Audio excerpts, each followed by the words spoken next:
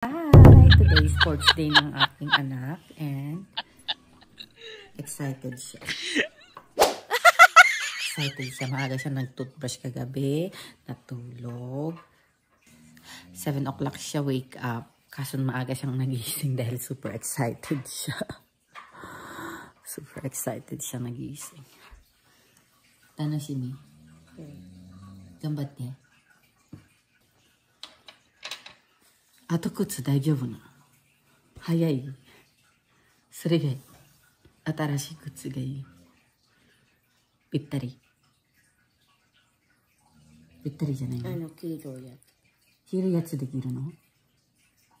そうなの？でもこっちそぼれてるやん。確かに。じゃあ新しいやつ。そうそう。捨てにくいよな、新しいの。まだ周りが硬いからな。古いの方がちょっと走りやすいna.慣れてきたからね,足でね. Alam mo yung kagandahan sa program ng Japan. Bibigyan niya kayo ng ng madaling maintindihan na sobrang mabusisi. Kunyari, andito yung ito yung may lapis, may sulat na lapis. Andiyan yung anak ko. Tapos lilipat siya sa ganitong position, sa baba. Tapos pag pupunta na kami doon, hanap na lang kami ng space sa agahan namin kasi nga maraming tao. Lahat ng magulang gustong kumuha ng magandang kuha ng anak nila. So kami, pupunta kami sa pwesto na madaling makita yung anak ko, di ba? Mag-ready na ako. Kasi hindi ko ata kayang tagalan anood kasi mainit. Tapos yung anak ko maliit.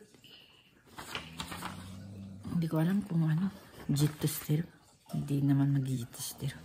Napapagod lang ako. Pero gusto ko makuna ng magandang camera. Magandang kuha. So, そんなことないよ。5時半に起きたで、あおこ。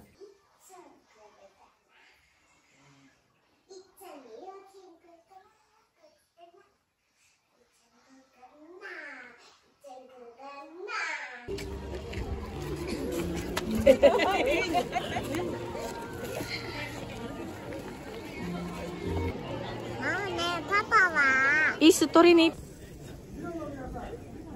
おはようございます。